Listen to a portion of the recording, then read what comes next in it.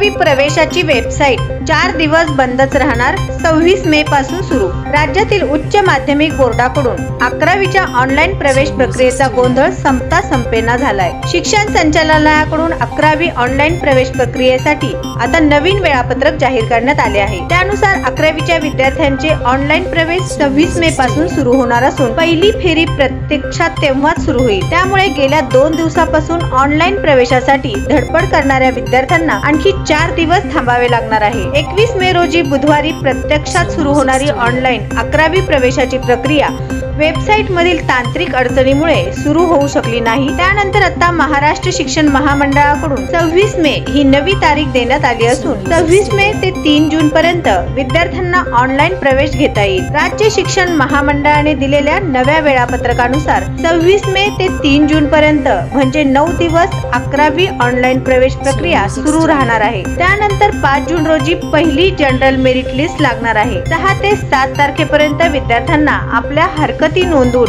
तक्रार करता येईल। त्यानंतर 8 जून रोजी अंतिम जनरल मेरिट लिस्ट जाहीर होईल।